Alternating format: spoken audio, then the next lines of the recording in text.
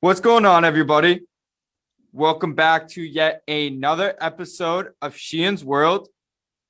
I'm your host, Sheehan, per usual. As always, this week I have a very special guest stepping into my world. He is the new supreme leader of For the Fans Media, the company that I have brought Sheehan's World to. He is a very similar path, I guess you could say, to Morgan Freeman with the type of voice this man has. It is an awesomely soothing, deep voice. So you'll hear it throughout this show. But I am happy to introduce Mark Piselli to my world. Mark, how are you doing tonight?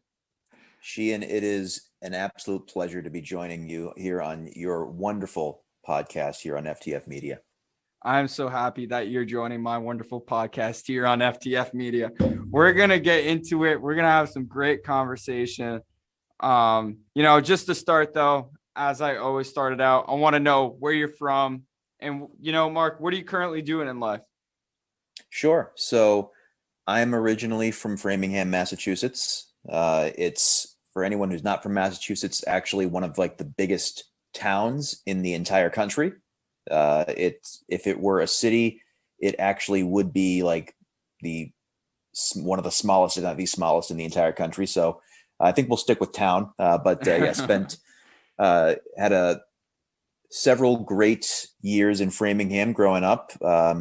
I went away to school. I decided that it was best for me to get out of state, get some responsibility away from home. So I actually went to school and lived, all 4 years in New Jersey. Didn't go home really much during the summers. Lived there year round. So I went to Seton Hall over in South Orange, New Jersey, not far from Newark. So Big East school. Seton Hall Pirates were pretty much known for only basketball. I had 4 great years over in Jersey before coming back home. Moved back home and went to grad school and until I moved out of the house. So these days I'm living in Marlborough, Massachusetts. So about 10-15 minutes from Framingham. So, still fairly close to the mothership, but, enjoying myself. And it's been interesting. It's been an interesting, I'm 30 years old now. So it's not like I'm, fresh out of school. It's been about 8 years since I got out of grad school, but the time has kind of gone by really quickly. So in that time, what have you been doing? What are you currently doing right now? What are you up to in life? It's been kind of a crazy, twisty, turny type of journey for me. I actually did write an article on forthefansmedia.com about kind of my personal and professional journey over these last really 10 years. I kind of started back when I was still in my my final year of undergrad, just because it was kind of a weird journey for me. I went through some personal issues, felt like I was kind of lost in life, kind of not fulfilled, and I wanted to be able to share with people, if you're ever feeling like you're in kind of a dead end job, you're just not feeling fulfilled personally, you don't have necessarily the highest opinion of yourself, that a lot of that can be corrected. And you can kind of pull yourself out of that. Your feelings and your struggles are valid. If you feel them, they're real, but you can pull yourself out of it. And so my long-winded way of answering your question is that, 9 years after getting out of school, I'm currently working in healthcare. I've been working for almost a year and a half at a really awesome healthcare, essentially an IT support company, dealing with a lot of hospitals and health systems. And it feels really, really good to be doing something every day that I feel like I'm actually making a difference. I feel like I'm not treating patients by any means, but my company is putting systems and point of care support tools in the hands of these different hospitals and health systems that are helping them treat patients, deliver better outcomes at a time when healthcare is very important right now, very top of mind. So Yeah. I got into this company really only about 6 months before the pandemic. So my experience in this industry is pretty much only at what can be categorized as the worst of times. So it's despite that, it's been a really, really rewarding experience. But the years prior to that, I was actually working in a lot of startup companies. So I spent 6 years at a really cool startup called Idea Paint. And what they did is they were the inventors of dry erase paint. You could literally, instead of having a clunky kind of ghosted, dirty looking whiteboard in your office, your home, your school, you could literally paint the walls with this stuff, and it would turn it into like a dry erase surface. That's so cool. Yeah, it was a really cool product. The company was really young. I got in at a great time. I was able to kind of advance through in a sales role into somewhat of like a middle management role, kind of like a peer management type of role. And eventually the company just kind of stopped growing. And I was kind of lying to myself, like maybe it'll get better. I was also kind of lazy because I knew I was good at it. And even though I wasn't happy anymore, like there was no path for progression for myself, I just, well, you know what, I can make money here. I'm not necessarily happy here, but I'm good at it. And I was kind of fine not challenging myself to a point. It finally got to a point where I kind of referenced earlier, I felt like I wasn't fulfilling my potential as a person. I feel like I'm very good with people. I enjoy coaching and mentoring, and I wasn't getting to do that anymore. And I had just gotten complacent, and I decided to stop making excuses. I decided to leave that organization for another startup.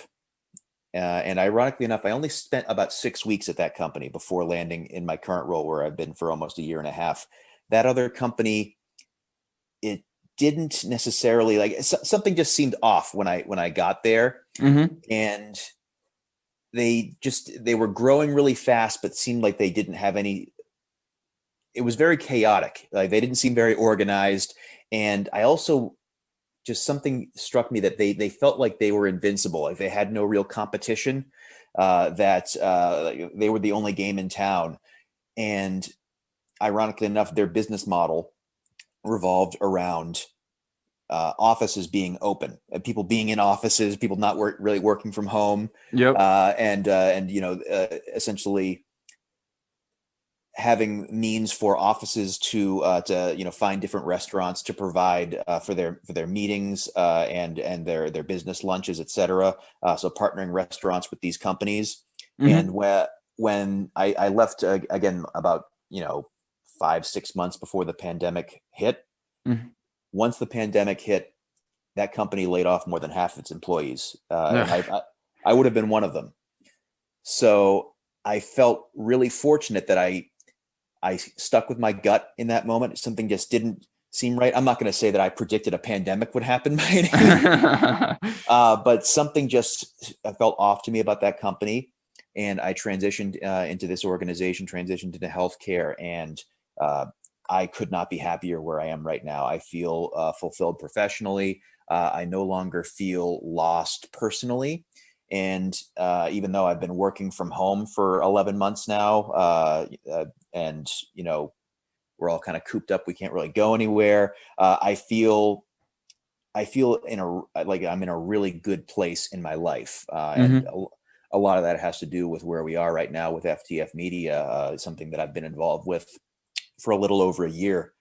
And it's started off as just kind of a cool hobby that I could do a podcast here or there, and then it's grown into a ton more. So I want to ask you, listening to you talk and explain how at one point, you were feeling down, you weren't really up on yourself, everything like that.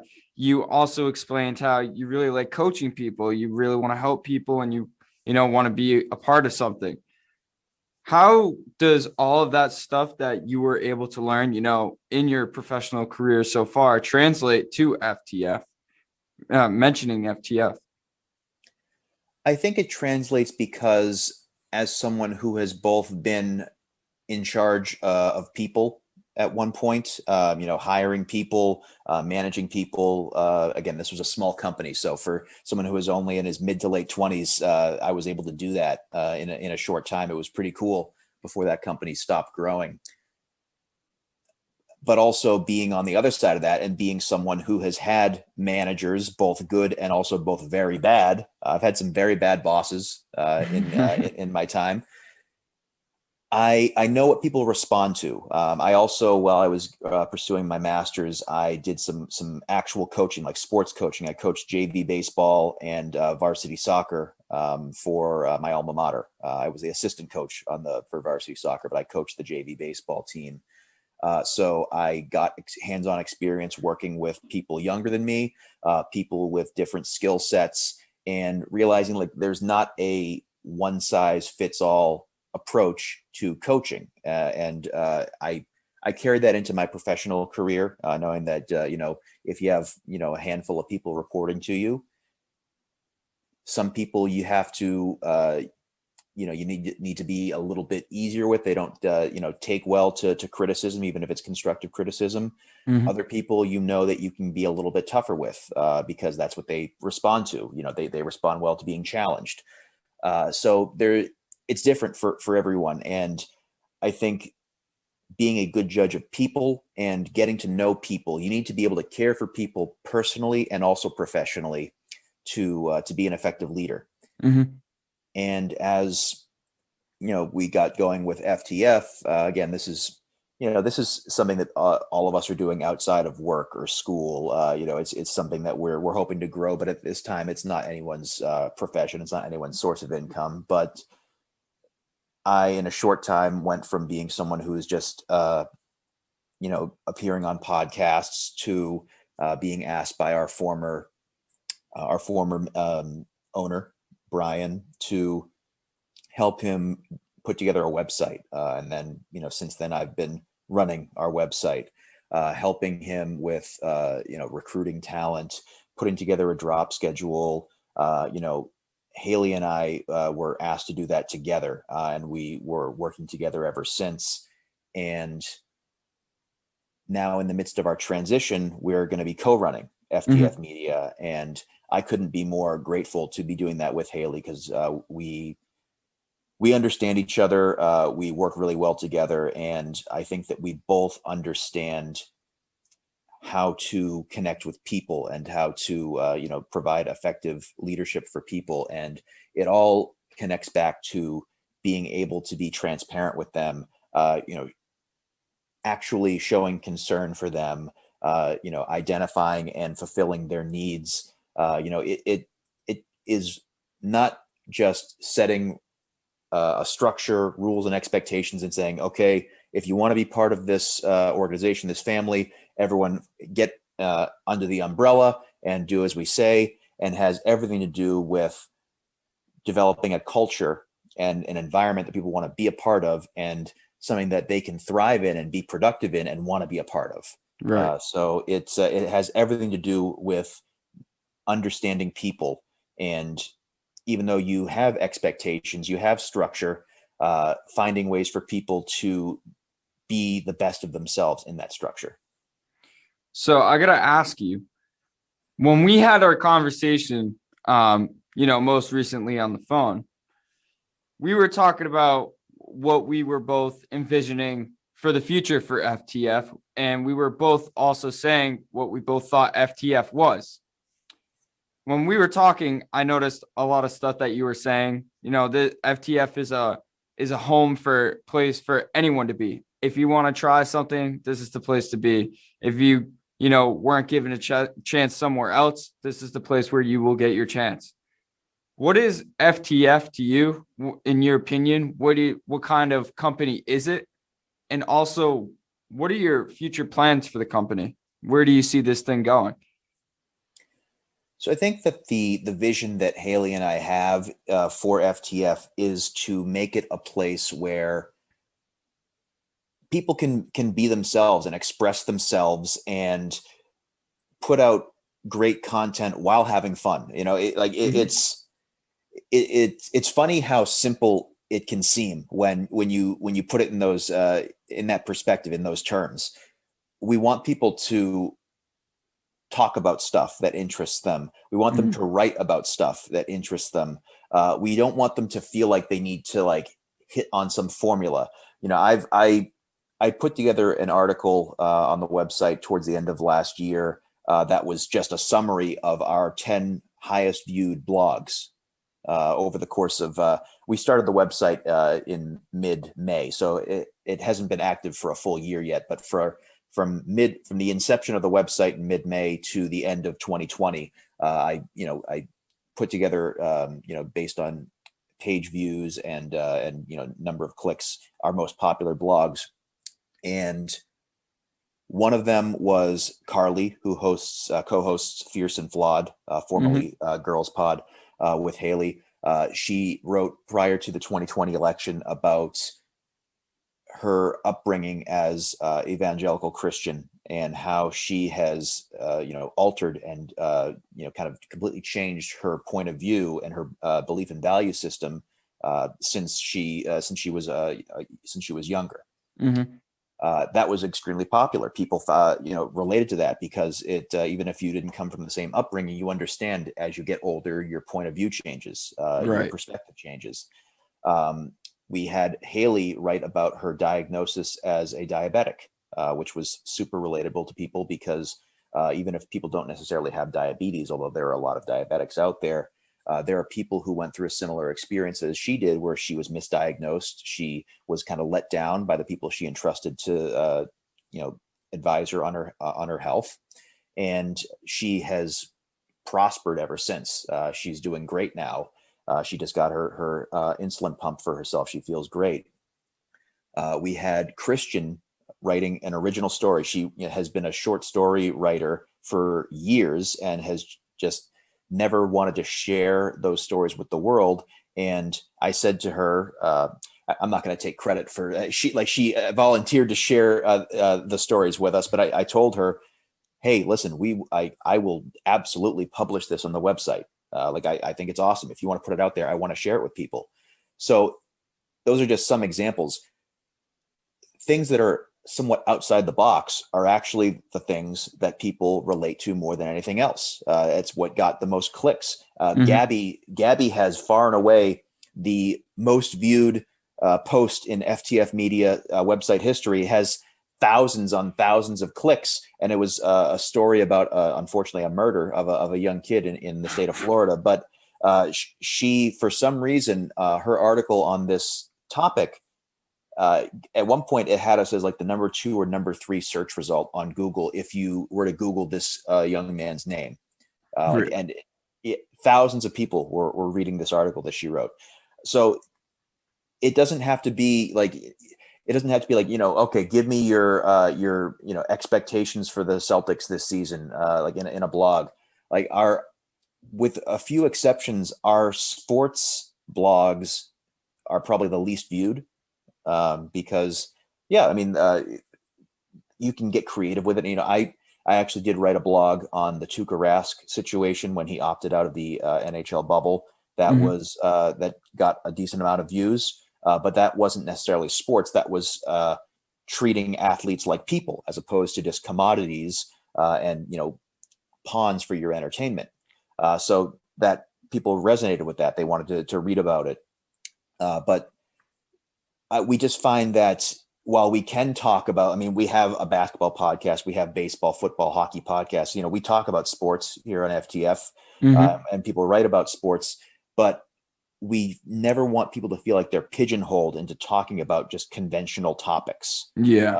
Because the stuff that people are passionate about that they think others might not be are actually super relatable. Christian on Nerd Pod. Yeah, we talk about a lot of mainstream nerdy media. We talk about Marvel. We recap WandaVision. We talk about a lot of regular entertainment stuff. But, Christian is a huge fan of anime. And she did a mini series on NerdPod about anime that got thousands of listens. Again, like you never know who is actually interested in the same things as you. And so, again, my long-winded way of saying we want to create an environment where people feel comfortable talking about things that might not necessarily be conventional. Yeah. Talk about things that they find interesting, because other people are going to find it interesting too. We can be formulaic, and we can just be like, okay, we got to talk about Tom Brady deciding to leave New England after 20 years, and everyone give their thoughts on it. But, we find that oftentimes, someone talking about their, something that they've written 10 years ago, like in Christian's case, and never decided to share with the world, that actually got more views. So it's creating an environment where people want to express themselves and do so in a way that's constructive. We have an environment, especially since our transition, that is very inclusive. We want people to share their ideas with us, to feel like their voice matters, and we really enjoy that. We like what we're building. We know that there's an audience for it, and that's more than anything else. If no one was listening, I still think it wouldn't matter, because at least we're being true to ourselves. We are, we're talking about the things that we genuinely want to talk to. We're not saying, okay, let's do something for clickbait. Is Tom Brady on steroids? Listen to our pod and find out. Like, we're not just doing, talk radio style headlines. We're putting out shows like yours or Corey's that you're bringing on regular people and talking about their lives. Like, people relate to stuff like that. So that's what we're trying to build.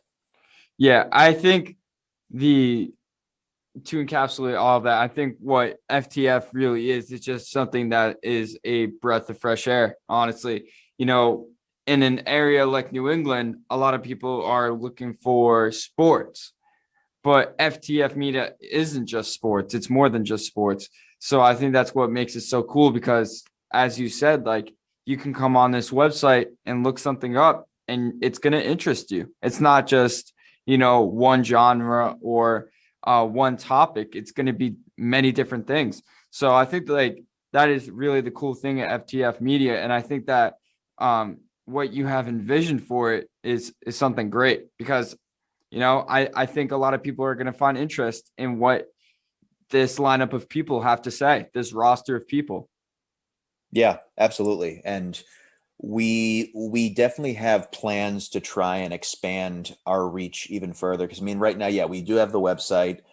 We do have at this point 10 active podcasts. We might look to add some more shows.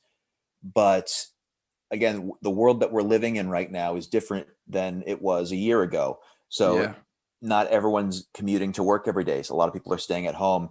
Are they listening to podcasts at home? Some of them are, but not everybody. People are consuming content different ways. So we want to see if we can pivot into video and do some more stuff on YouTube, do some stuff on Twitch. Gabby's done a couple of live episodes of True Crime and Chill on Twitch.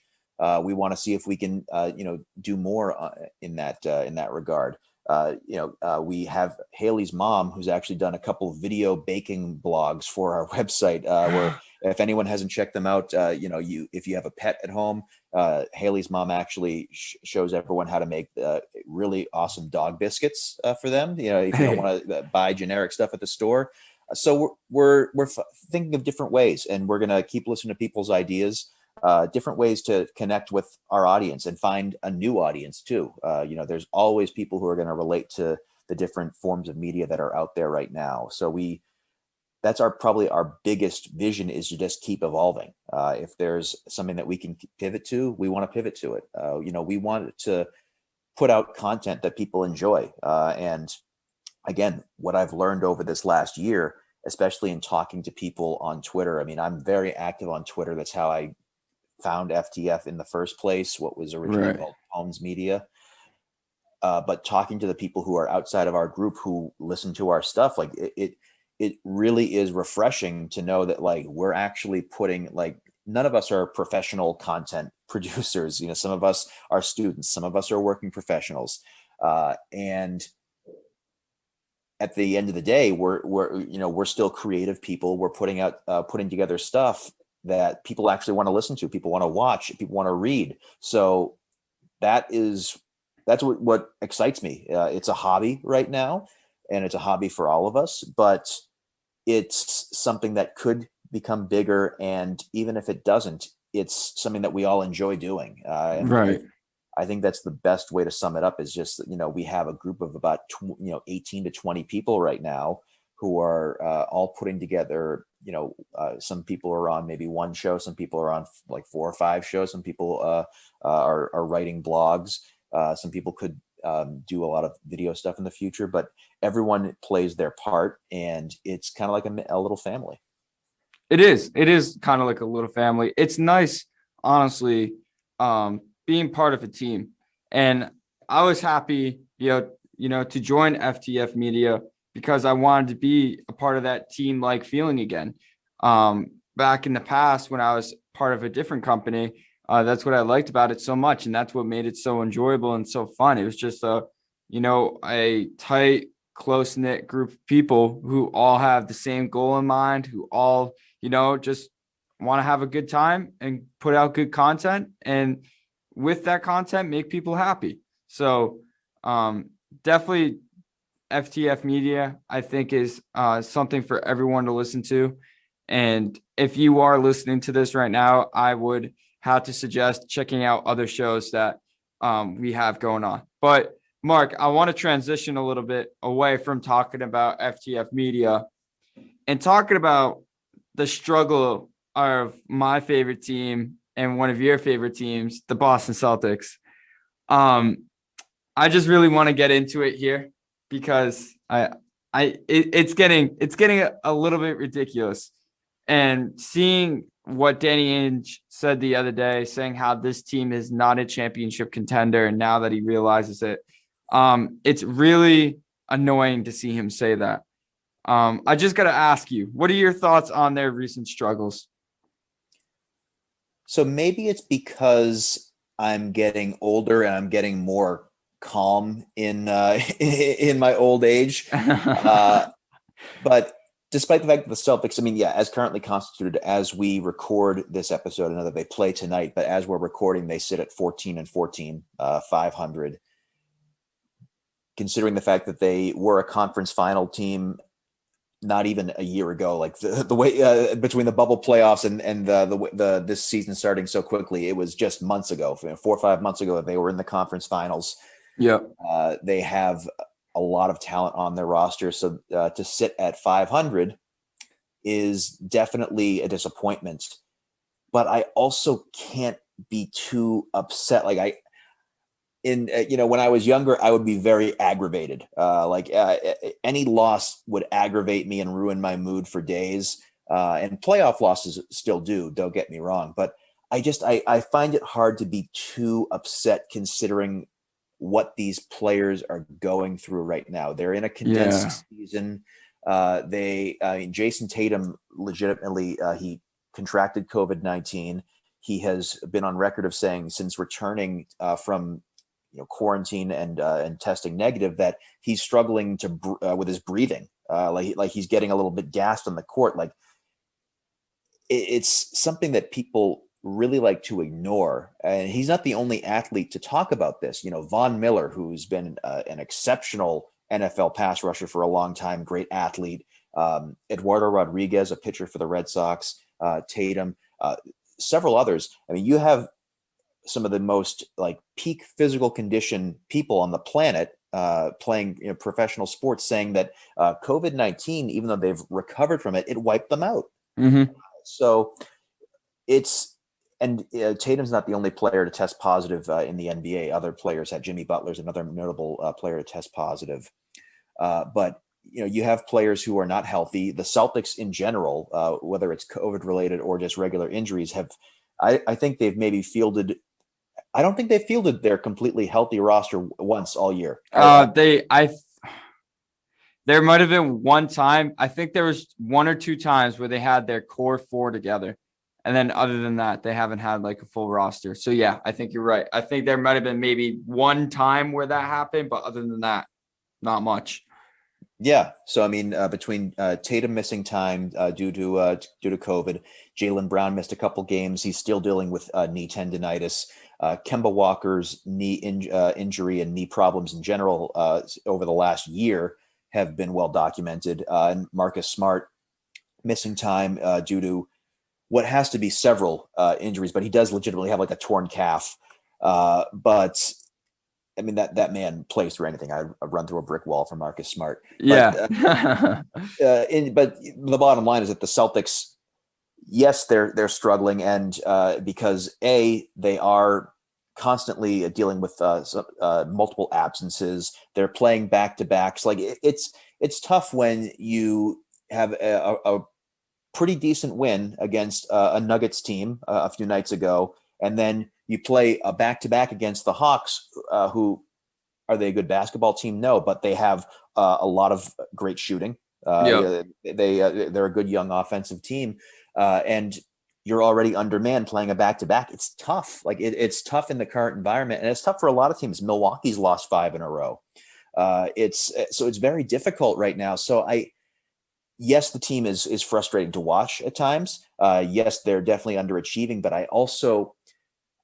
I'd be more frustrated if the circumstances were normal. I mean, we went through a Celtic season just 2 years ago where circumstances were normal. The talent was there, and the team was losing games that they should have won.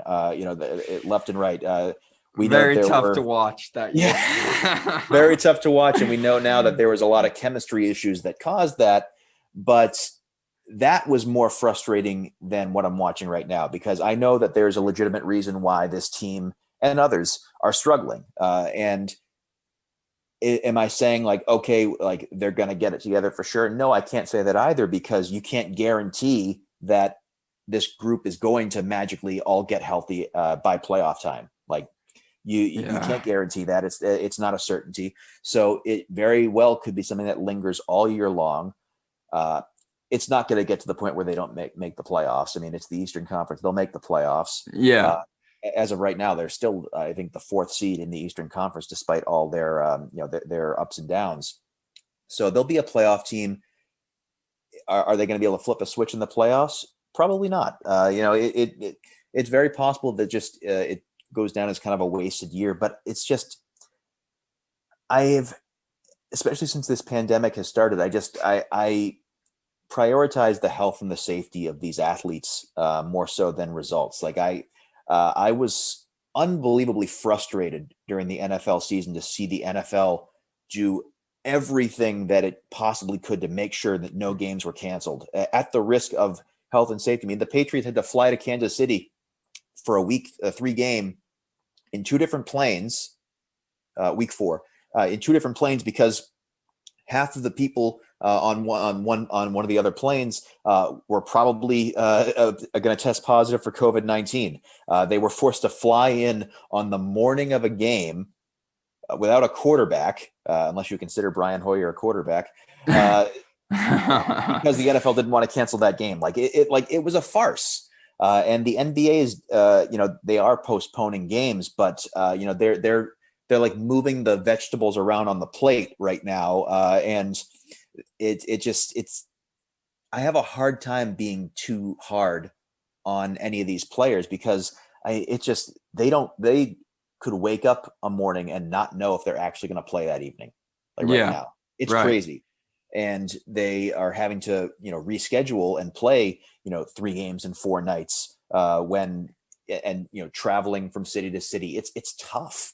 So they're struggling for sure. And on one hand, it is frustrating because, Jaylen Brown has taken his game to another level this season. He's a legitimate all-star. How he's not starting in the all-star game is frustrating to me. Very crazy. Very crazy how he's not starting.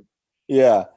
And obviously Jason Tatum, we saw what he's doing this season last year. I mean, he became an all-NBA player last year. So, what he's doing is not surprising either. You have two guys averaging 26 points per game, and the team is 500. That's frustrating. But I also, again, I can't be too disappointed in them, because although what Danny Ainge said is true, as currently constituted, they are not a championship contender. There's just so many other factors that are holding them back. If all those factors weren't holding them back, would I say right now on February 19th that they were a favorite to hoist the Larry O'Brien trophy? No.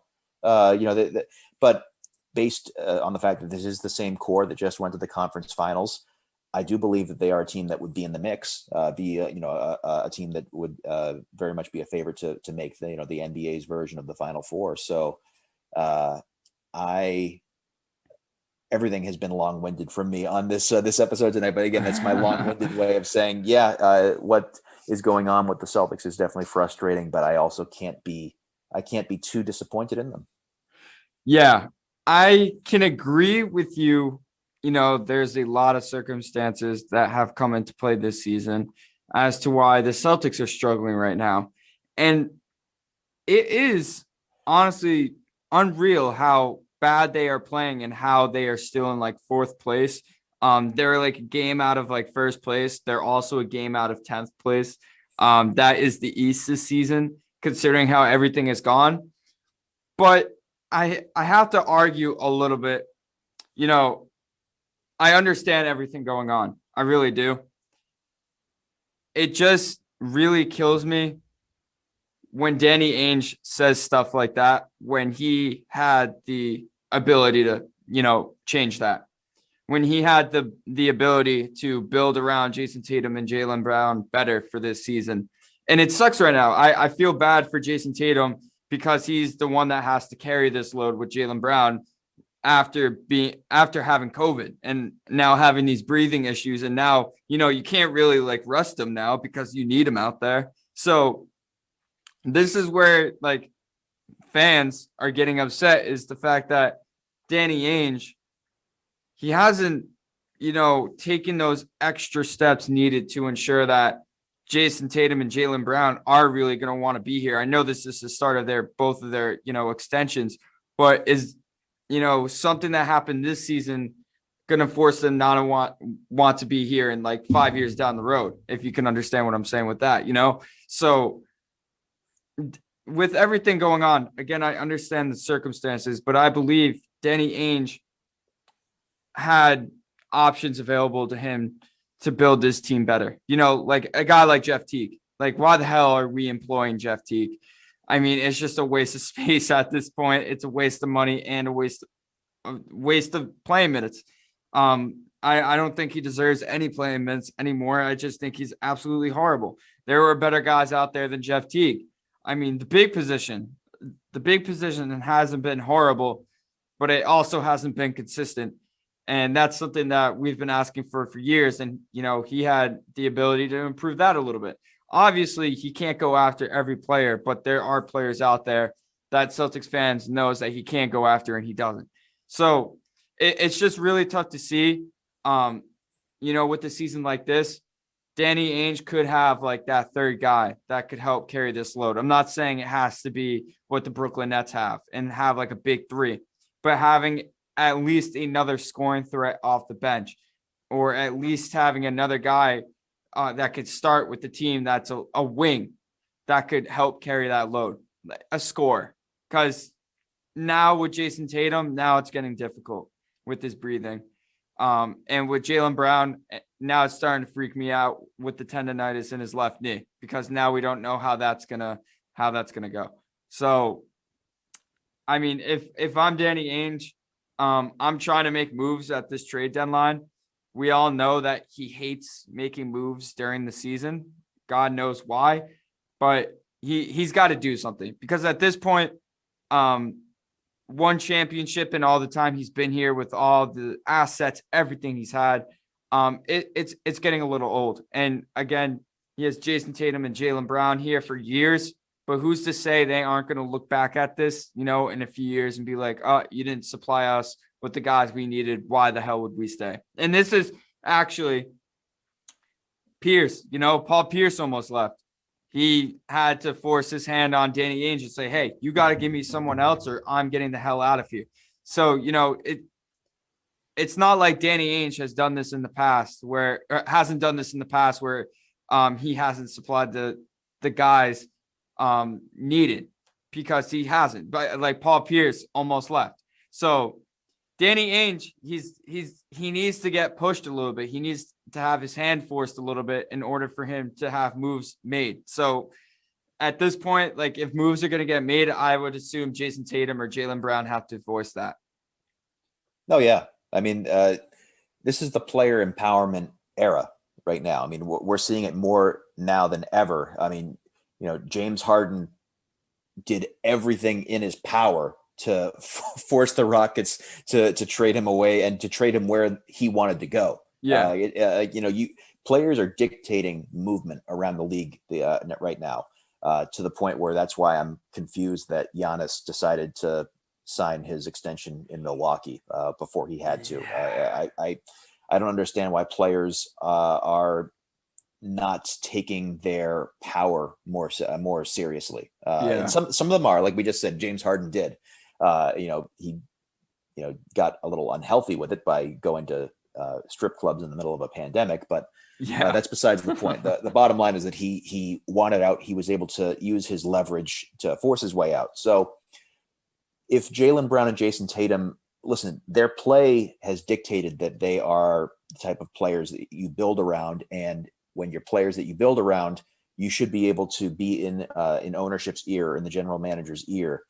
So if there's a way to improve this roster that they foresee and Danny Ainge can make it happen, they need to voice it to him. I've always kind of been of the mindset that Jason Tatum would love to play with Bradley Beal because I think it needs to happen. I think it does. Yeah, I mean they're the best of friends. They're both from St. Louis. At the time, I figured, Jaylen Brown would most likely be the centerpiece of a deal like that. Now, I don't think you can move Jaylen Brown for Bradley Beal because it wouldn't be a 1-for-1 swap. There'd be other pieces going with him, and how much better does that make you now? It was clearly an upgrade before when Jaylen Brown was, a fringe, 18 to 20 point per game scorer, but he's added so much to his offensive game that now you need to find a way to get the three of them together. Right. Bradley Beal and the Jays. That's not me saying that Bradley Beal is going to get dealt. Apparently he likes it in Washington. I don't know why. I have zero clue as to why he would want to stay there. Here's the thing. He's the one guy in the league. He could pull off everything that James Harden did and not get hate for it because people understand. Everyone in the league thinks he should be out of there. And for some reason he keeps staying. Bro. Yeah, it makes no sense. It makes no sense. So Ainge does have, he does have a card up his sleeve. He does have that massive trade exception that he got from the Hayward sign and trade. He needs to do something with it. And more importantly, I don't want that used to get PJ Tucker. This needs to be used to bring in a player who ideally is, under the age of 30, who is not a rental. I want someone who's under contract for at least, another year or two, who can provide you scoring off the bench. They need a wing. I think they need a wing who can provide scoring off the bench, but also is capable of being a starter. You need some, because listen, quite frankly, you're probably going to be without a starting wing quite a bit, the way the Celtics season has been going. Yeah. So you have the ability to fit salary in, with that TPE. At this point, draft picks should be meaningless to you. I know Danny Ainge loves to hoard draft picks, but you should be trading away your next several first round picks. They're most likely going to be in the mid to high 20s anyway, hopefully in the low 30s. If things work out. So you should, this is not a point where you can fit more rookies onto this roster. You need to be, you have a young core, you need to infuse it with veterans, and you have an opportunity, because I don't find that there's any teams in the East that are stalwarts for years to come. I don't believe in Philadelphia. I don't either. I've never believed in them. Yeah, and listen, I'll always appreciate Doc Rivers for what he did in Boston, but I'm not too high on Doc Rivers as a head coach. With the exception of 2008, the guy has been known for postseason futility, to be honest. I mean, his time with the Clippers, never getting out of the second round is embarrassing with all the talent that he had over there. So I don't necessarily believe in Milwaukee, and I don't believe in the Nets because despite how immensely talented that big three, and they also have Joe Harris who can hit from anywhere on the court. It seems like the guy's an incredible lights out. That is the worst defensive basketball team I think I've ever seen. It doesn't matter who you roll out there. You can put up $115, $120 on them a night. So if one of those guys is either missing or just off their game, like the Nets can be beaten by anybody. If I'm in the East, like if I'm them, I definitely like my chances in the East because, as I just said, none of these teams are overly impressive to me. So there's a good chance that you can get through the Eastern Conference by just outscoring teams, but there's a flaw there. So that's again my long-winded way of saying there's an opportunity for the Celtics right now. I don't think that there's a team in the East that you should feel overly threatened by. So if you can find a way to upgrade your roster and use that trade exception and not wait until the offseason where, again, there's no guarantee that you're going to be able to get someone there. Use it now, use it before the deadline, and you can upgrade yourself. And at that point, even though you've upgraded your roster, you just got to hope that your guys stay healthy. You got to hope that you have Marcus Smart available. You got to hope that, that Kemba Walker, he doesn't even need to be 100%. If he can be 80% in the playoffs and available for playoff games, that's good for them. A lot of people have really dumped on Kemba and they couldn't get him out of town fast enough. I'm not one of those people. In fairness, in all transparency, I was in a Celtics chat with a few of our FTF media people at the time when it was established that Kyrie was leaving. I was clamoring for the Celtics to sign Malcolm Brogdon. He's a good player. I really like Malcolm Brogdon. Yeah. Once we all knew that it seemed like Kemba was in the bag, I got excited about that. But I was clamoring for Brogdon.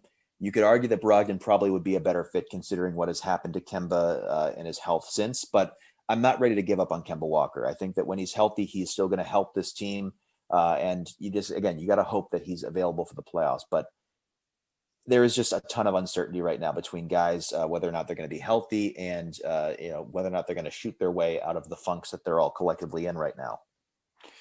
I want to backtrack a little bit to what you said about the Brooklyn Nets, because the Brooklyn Nets, I've been saying this, the way you're going to beat them if you're the Boston Celtics, you're not going to be able to stop them on defense. You're going to have to just outscore them, of course, because that's what basketball is.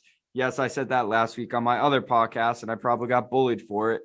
I said last week, Mark, in order to beat the Nets, you have to score more than them. Obviously, this is true. Yes, this is true. Hot take. But I'm saying this again.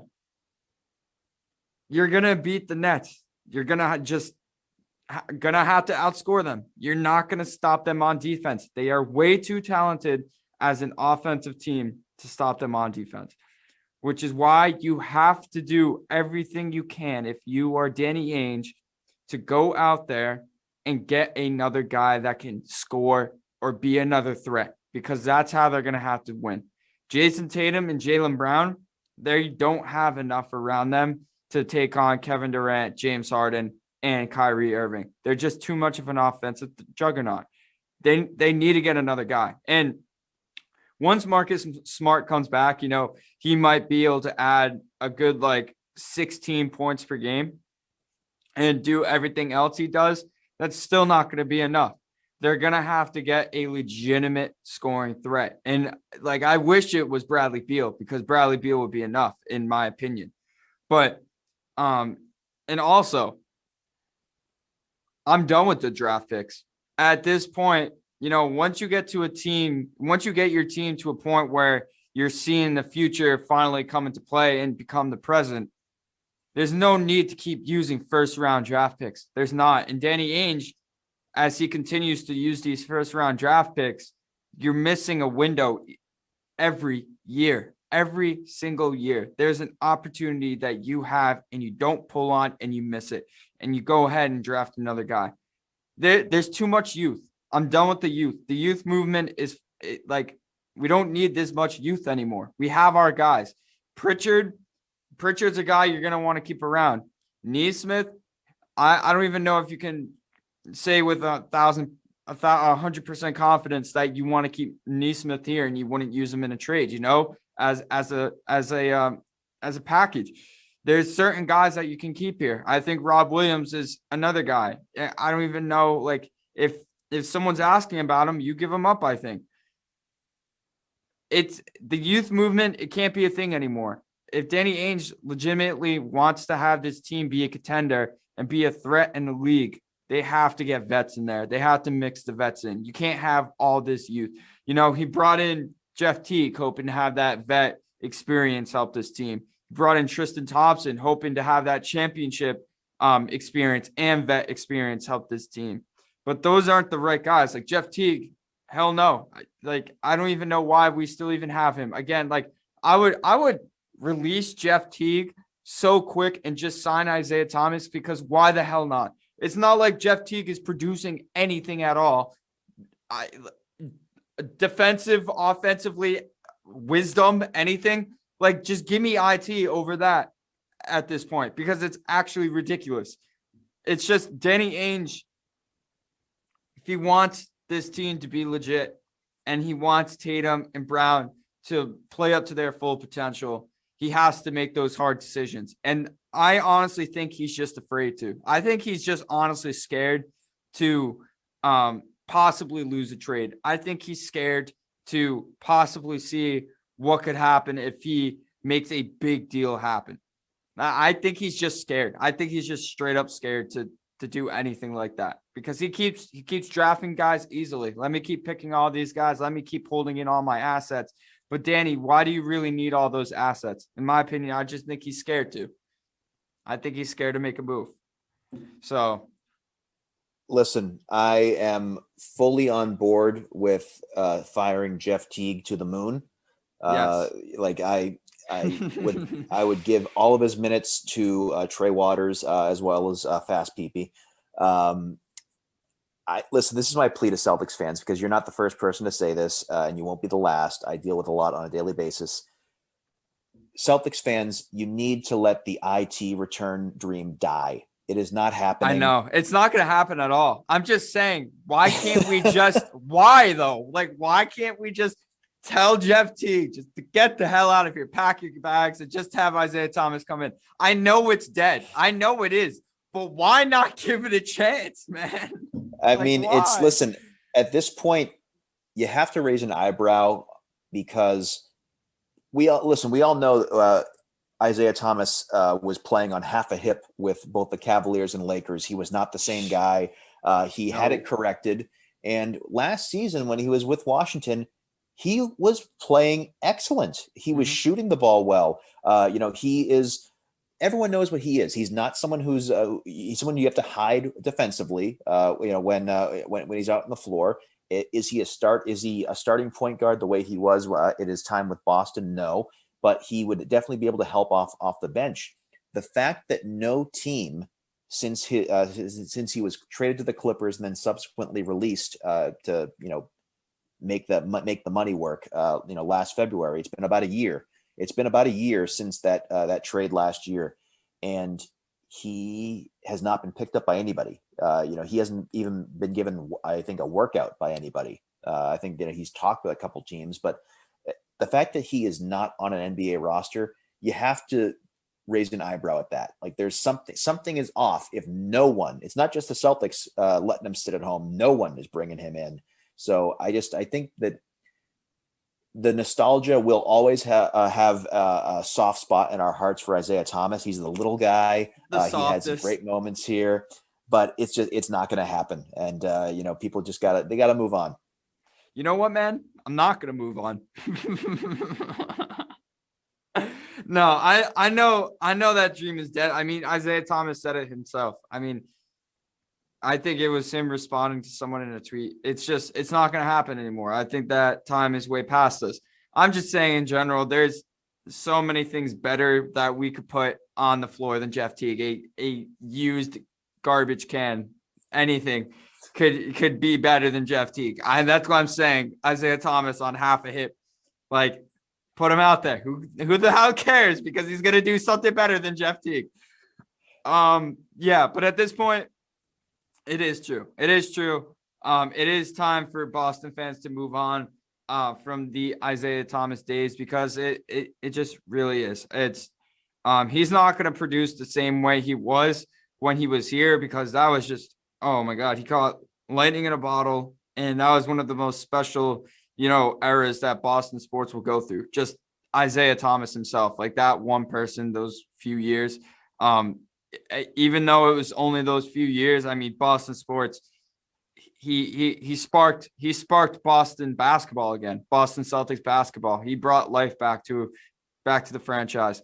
So everything Isaiah Thomas did, not Jeff Teague, everything Isaiah Thomas did for this team, fans are never going to forget. But it is time to move on and hope that Danny Ainge can do something else. But Mark, we are coming towards the end of the show here. We have been talking for just under an hour, I think. So I am going to start closing it out. But that was some great conversation at the end there about the Celtics. But I just want to say thank you so much for stepping into my world and, taking time out of your day to do this with me. I appreciate it so much. I was really psyched when I asked you to come on and you said that you could do it at such a late notice. So thank you so much, because I appreciate it a lot. We had such a great conversation. Yeah, it was great to spend some extra time here talking to you. And, again, we're very excited about the future of you with FTF Media. And again, if you have more ideas for things that you want to see with the company, and if your listeners have ideas for things that they want to see moving forward, we want to put out stuff that people like. So, definitely share those ideas with us. And to my listeners, I am going to say that again. If you have any ideas, anything you want to see on the show, any improvements, let me know. You can tweet directly at me, DM me, anything. You want to see something, tell me, and I will be sure to get that done. I am going to be making some changes already. I have been getting some recommendations on how to make my show better. So I will be taking those and making those changes. So, but Mark, before we leave, could you do me a favor and plug where everyone can find you? Absolutely. So as I mentioned, Twitter is pretty much my only presence on social media. I mean, I do have an Instagram account and Facebook and stuff, but I'm not very active on those. So Twitter is where I can be found. I can be found at Mark Piselli 13. That is Piselli. You can listen to me on the Snipe and Selly podcast, which is FTF Media's hockey pod, as well as on Nerd Pod, as I referenced a couple of times. Christian does a fantastic job hosting that show. We have a ton of fun talking WandaVision and any forms of kind of nerdy entertainment on there. And you can also find me on the Fierce and Flawed podcast with Haley, Carly, Candy, and Christian. So I'm on a few pods over here. We also just recently rebranded our old House of Hoops podcast into Views from the Rafters with Abe and Islam. So I'm going to be there really just to moderate and steer the discussion, because if you let those two off the leash, they'll just go off on a tangent. So I'm there just kind of keep them on topic, but it's their show. So definitely, if you want some great basketball talk, in addition to what we just talked about, definitely listen to Views from the Rafters as well. So a lot of great stuff at FTF Media. And again, please check out forthefansmedia.com. It's spelled out forthefansmedia.com for some fantastic articles. I would love to get Sheehan to make his debut on the website at some point. Yes. So people tweet at him, make sure that he writes something for us. I will try to get on that as soon as I can. Once I get my creative sparks flowing again, I will do that. But thank you for plugging your stuff. Everyone, you can find me at 401 Sheehan on Twitter. You can find the Twitter for this podcast at Sheehan World Pod on Twitter, Sheehan's World Pod on Instagram.